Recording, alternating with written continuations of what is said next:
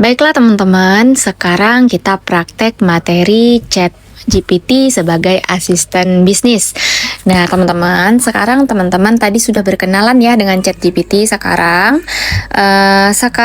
kamu adalah asisten saya. Kamu bukan pengambil keputusan, ide dan keputusan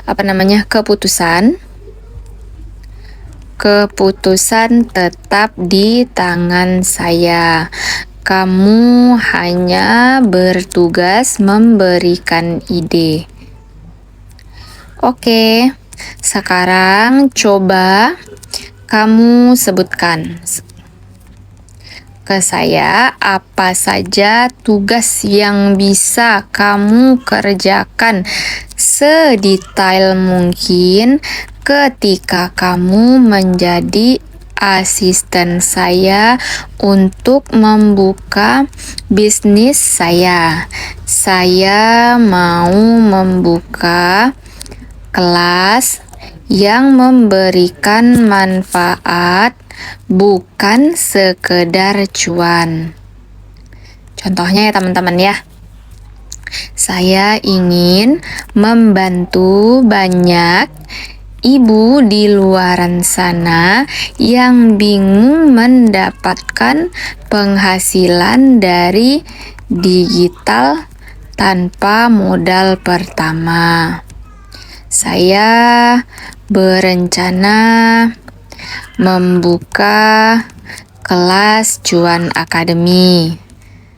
Nah, coba kamu arahkan ide, jangan kamu arahkan ya, kamu berikan saya ide-ide brilian yang bisa saya terapkan di kelas Cuan Academy. Nah, misalnya seperti ini teman-teman. Teman-teman bisa minta seperti ini ke si asisten AI teman-teman, biar dia mengarahkan dan memberikan ide dan keputusannya nanti ada di tangan kita masing-masing. Nah, misalnya seperti ini ya. Siap Ibu Dita. Tadi kita udah kenalan ya, suruh si Chat GPT untuk panggil saya Ibu Dita gitu. Nah, teman-teman kalau minta si Chat GPT-nya manggil teman-teman dengan panggilan Mbak, Kakak, Neng, atau Uni, atau apa gitu ya. Nah, nanti akan dijelaskan oleh ChatGPT. Peran saya adalah menjadi asisten berpikir, memberikan ide, riset, dan alternatif, membantu menganalisis sebelum ibu mengambil keputusan, mengingatkan jika ada risiko yang mungkin terlewat, membantu menyusun sistem agar bisnis tidak bergantung pada ingatan ibu. Jika saya menjadi asisten Cuan Academy, inilah tugas saya. Divisi CEO asisten, membuat roadmap 1 tahun, membuat target bulanan, membuat target mingguan, membuat KPI, Key Performance Index ya, menentukan prioritas. Nah, seperti ini. Misalnya ini, divisi pengembangan bisnis. Saya bisa jadi ini divisi penyusun kurikulum. Nah, level 1, level 2. Ini kalau sebagai mentor. Oke. Kalau saya buka bisnis skincare dengan brand saya, kira-kira bagaimana? Saya ada modal 10 juta pertama misalnya ya. Nah, ini kita bisa bertanya apa saja teman-teman ke ChatGPT. Nah, mempersonalisasi. Nah, Ibu Dita, kalau saya menjadi asisten bisnis ibu, maka saya tidak akan langsung menyuruh ibu membuat skincare sendiri. Nah, bukan didukung langsung ya teman-teman ya. Saya akan mengajak ibu melihat dari sisi resiko, modal, dan peluang. Jalur 1 paling aman, bangun brand tanpa pabrik dulu. Nah, misalnya desain logo, identitas brand, kemasan premium, foto dan video produk, landing page, sampel produk, iklan dan promosi awal. Targetnya bukan langsung untung besar, tetapi menguji apakah pasar menyukai konsep brand tersebut.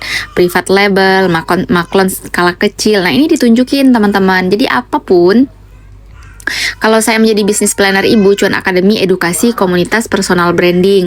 Nah, brand skincare nanti kalau sudah punya komunitas, ibu bisa bikin brand skincare, affiliate, reseller, distributor nasional. Nah, dikasih arah dulu teman-teman ke ChatGPT, tapi keputusan akhirnya nanti tetap di kita. Yang akan saya fokuskan membangun 5 aset: brand, audience, produk hero, sistem penjualan, tim.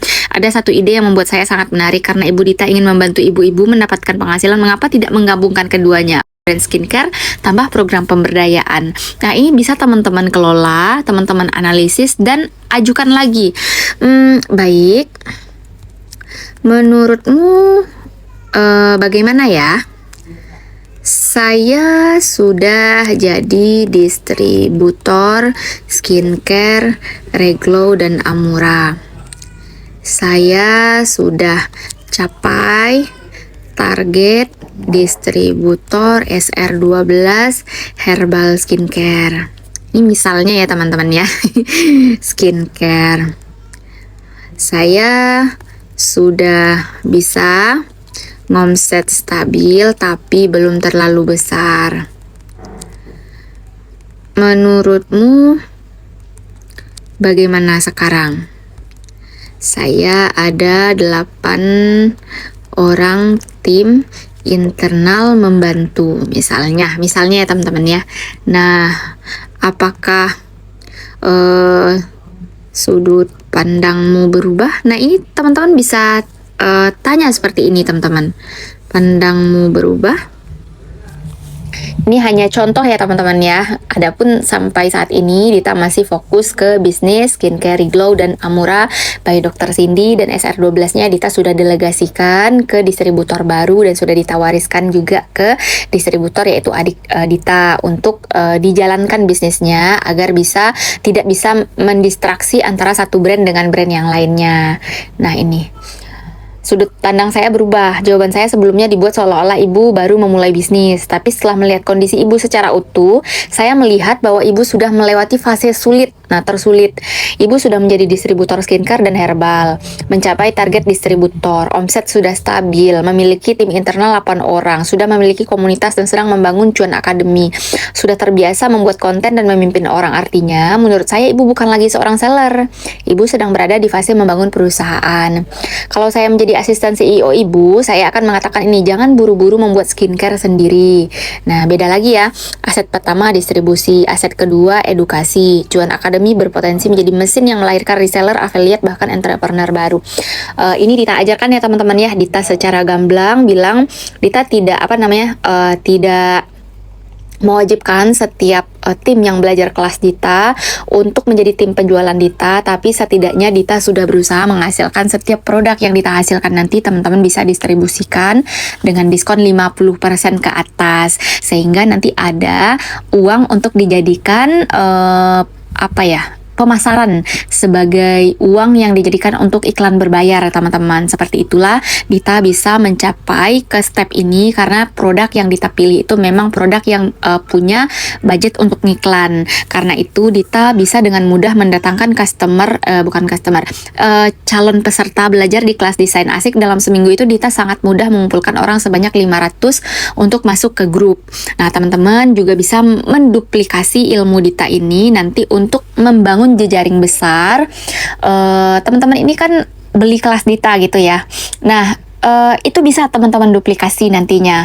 Apakah ide brilian yang muncul di teman-teman nanti mau bikin kelas apa? Mungkin muncul bikin kelas tahsin, mungkin bikin kelas edukasi tentang haid, tentang fikih, mungkin edukasinya tentang teman-teman mungkin profesinya sebagai bidan gitu ya.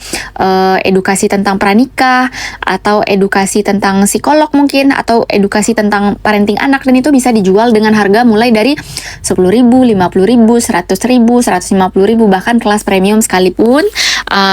Kalau teman-teman sudah menguasai AI ini, dan AI ini akan membantu membuatkan teman-teman roadmap-nya secara jelas step by step dengan mudah tanpa harus mendelegasikannya ke admin. Jadi teman-teman paham kerangkanya dari awal, dan teman-teman bisa nanti setelah teman-teman paham itu didelegasikan ke admin mengerjakannya.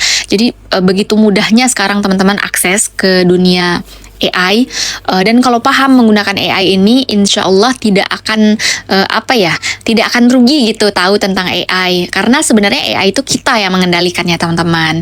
Jadi gitu ya teman-teman ya. Praktek kedua teman-teman, mulailah posisikan diri sebagai pemeran utama dan AI itu sebagai asisten, bukan pengontrol kita. Jadi apapun yang disampaikan oleh AI jangan ditelan mentah-mentah, tetap kita sebagai pemutus putusan, kita yang memutuskan, kita yang memberi ide, kita yang memasukkan perintah dan suruh dia memberikan penalaran sesuai dengan sesuai dengan database dia.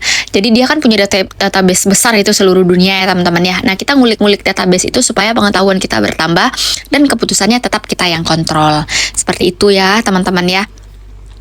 Nah, ini kita baca lagi apa tujuan akhir Ibu Dita, karena jawabannya akan menentukan strategi. Misalnya punya brand skincare sendiri, membantu sebanyak mungkin Ibu mendapatkan penghasilan. Saya tujuannya yang B ya. Yang B ya. Karena saya sangat hobi berbagi, misalnya gitu ya. Nah, nanti akan beda lagi tuh sarannya. Saya ingin membantu sebanyak mungkin ibu mendapatkan penghasilan karena saya memang hobi berbagi. Maka menurut saya bisnisnya harus dibangun mengikuti misi itu, bukan sebaliknya. Saya melihat ada tiga pengusaha, ada tiga jenis pengusaha: pengusaha produk, pengusaha marketing, pengusaha ekosistem. Fokus utamanya membangun orang, produk bisa berganti, platform bisa berubah, AI akan terus berkembang. Menurut saya, Ibu Dita lebih cocok berada di tipe ketiga. Nah, mungkin teman-teman cocoknya di pengusaha marketing, di pengusaha produk. Kalau Dita itu memang sangat suka bertemu dengan orang yang baru, berkenalan dengan orang yang baru. Kalau sesuatu yang baru itu biasanya banyak sesuatu yang baru Dita tahu, jadi cakrawala Dita terbuka gitu. Jadi Dita tidak suka dengan sesuatu yang monoton terlalu lama dan berulang-ulang dikerjakan. Nah, kalau udah berulang-ulang biasanya Dita delegasikan ke admin. Apa yang sudah biasa Dita lakukan, sudah tahu Dita ilmunya, Dita delegasikan ke admin sehingga Dita bisa menambah keilmuan yang baru, belajar lagi.